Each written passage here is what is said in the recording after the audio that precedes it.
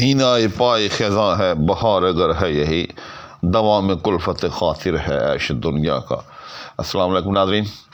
تو آج حسب وعدہ وہی شعر کے جس کی طرف میں نے پچھلی ویڈیو کے آخر میں اشارہ کیا تھا کہ یہ شعر جو ہے بڑا ہی خاص قسم کا شعر ہے، لہذا اس کو الگ سے جو ہے میں آپ کی خدمت میں پیش کروں گا، تو وہ شعر لے کر آپ کی خدمت میں حاضر ہوں۔ تو آئیں بلا تاخیر ویڈیو شروع کرتے ہیں۔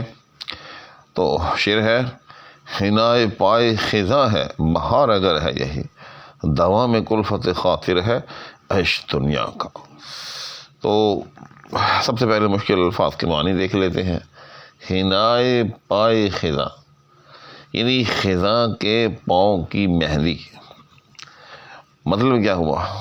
مطلب یہ ہوا کہ مہندی کا کیا کام ہوتا ہے؟ مہندی کا کام یہ ہوتا ہے کسی چیز کو زینت دینا۔ اگر ہاتھ پہ لگ جائے تو ہاتھ کو زینت دے دیتی ہے، پاؤں پہ لگ جائے تو پاؤں کو زینت دے دیتی ہے۔ غالب کہتا ہے کہ حنائے پائے خزاں ہے بہار اگر ہے یہی، کہ اگر یہی بہار ہے تو یہ تو خزاں کے پاؤں کی مہندی ہے۔ یعنی دوسرے لفظوں میں بہار جو ہے یہ خزاں کو جنم دیتی ہے۔ اگر یہی بہار ہے تو دراصل یہ تو اہتمام خزاں ہے۔ اور آسان الفاظ کے اندر کہ جس کو ہم خزاں کہتے ہیں دراصل وہ بہار کے بعد آتی ہے۔ تو اگر بہار نہ ہو تو خزاں بھی نہ ہو۔ اور دوسرا مصرع ہے: دوام کلفت خاطر ہے عیش دنیا کا۔ مشکل الفاظ کے معنی: دوام ہمیشگی، کلفت خاطر، خاطر طبیعت کو کہتے ہیں، کلفت پریشانی تکلیف کو کہتے ہیں، دکھ کو کہتے ہیں، عیش دنیا کا، دنیا کا جو عیش ہے، دنیا کی جو عیش و عشرت ہے۔ مطلب کیا ہوا کہ دوام کلفت خاطر ہے عیش دنیا کا، کہ جو دنیا کا جو عیش ہے دراصل یہ دوام کلفت خاطر ہے۔ یعنی دنیا کا جو عیش ہے جس کو ہم عیش سمجھتے ہیں، عیش و عشرت سمجھتے ہیں، دراصل یہ دکھوں اور تکالیف کا موجب ہے۔ اچھا، یہاں ٹیکنیکلی ایک بات بڑی اہم ہے۔ عربی میں ایک ہوتا ہے مبتدا، ایک ہوتی ہے اس کی خبر۔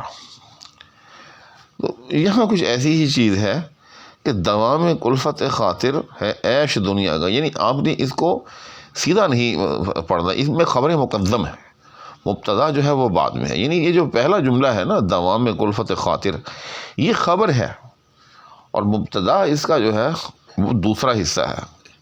یعنی آپ اس کو یوں سمجھ لیں کہ عیش دنیا کا دوام کلفت خاطر ہے۔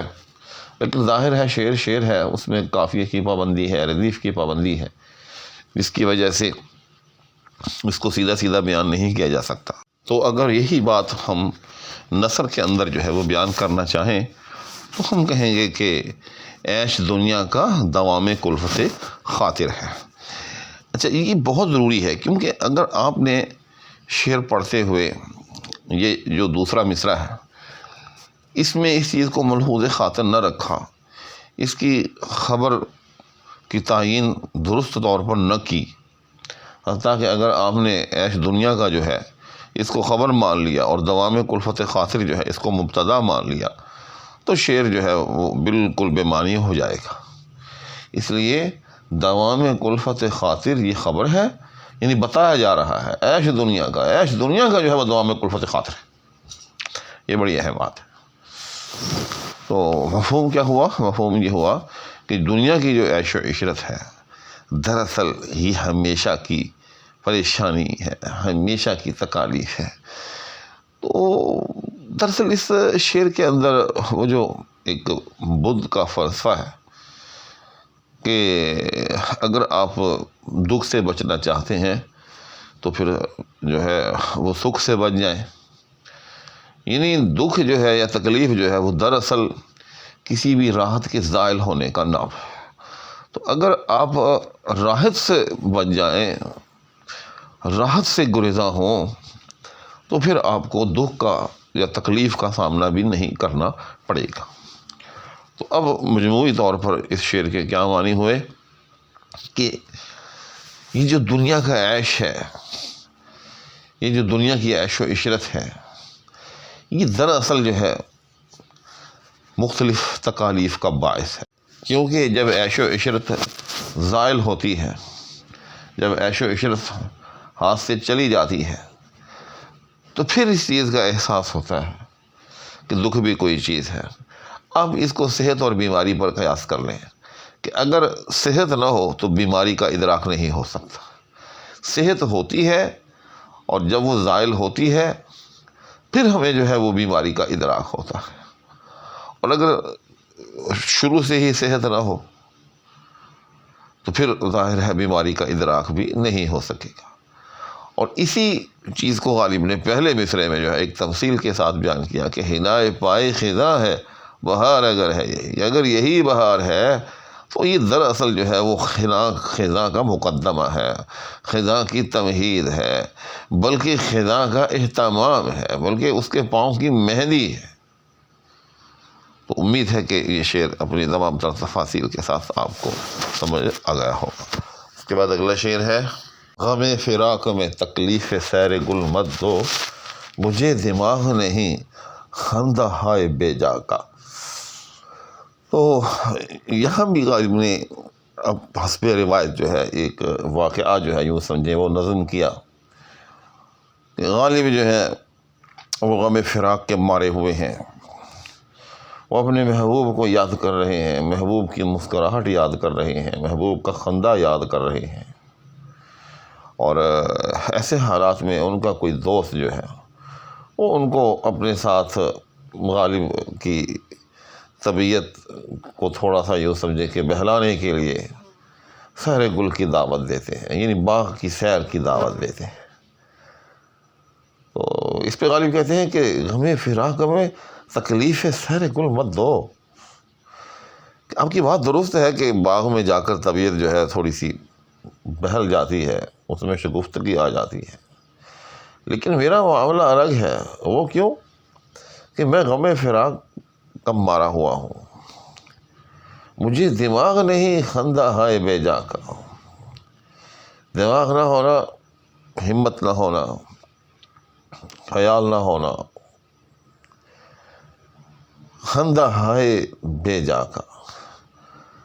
خندہ مسکراہٹ، ہائے جیسے میں نے پہلے بھی عرض کیا تھا کہ یہ فارسی کے اندر ہاں جو ہے جب لگتی ہے تو لفظ کو جمع میں تبدیل کر دیتی ہے، خندہ ہاں یعنی مسکراہٹیں، اور اے جو ہے جب ہم اس کو مضاف بنائیں گے تو پھر وہ اے آ جائے گا، خندہ ہائے بے جا کا، کہ پھول جو ہے وہاں کھلے ہوئے ہیں اور مجھے ان کی مسکراہٹ کا دماغ نہیں، یعنی مجھے اچھی نہیں لگتی۔ دماغ نہ ہونا، کسی چیز کا اچھا نہ لگنا، بھلا نہ لگنا، مجھے پھولوں کی مسکراہٹ ہے وہ اچھی نہیں لگ رہی ہے، کیونکہ میں غمگین ہوں، رنجیدہ ہوں، غم فراق مبتلا ہوں۔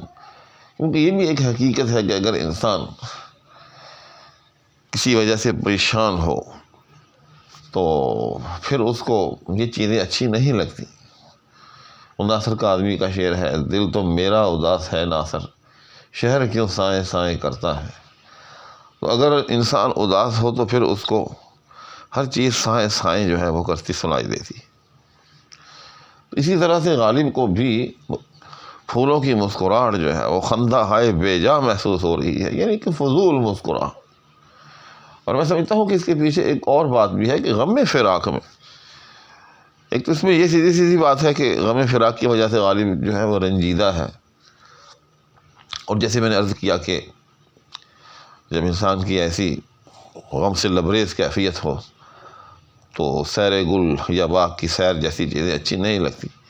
لیکن اس کے ساتھ ساتھ ایک اور چیز بھی ہے کہ محبوب کی جو مسکراہٹ ہے غالب کو پھر وہ یاد آ جاتی ہے، غم فراق میں تکلیف سیر گل مت دو، کہ وہاں جب میں پھول دیکھوں گا، پھول کھلے ہوئے ہوں گے، مسکرا رہے ہوں گے، تو اس سے میرا جو ہے غم جو ہے وہ اور تازہ ہو جائے گا۔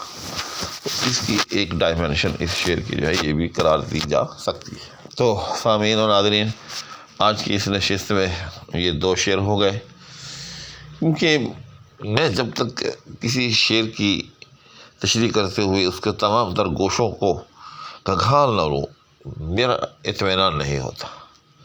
تو ناظرین، ویڈیو پہلے ہی خاصی طویل ہو چکی ہے، لہٰذا باقی ماندہ اشعار کے ساتھ اگلی ویڈیو میں آپ کی خدمت میں حاضری دی جائے گی۔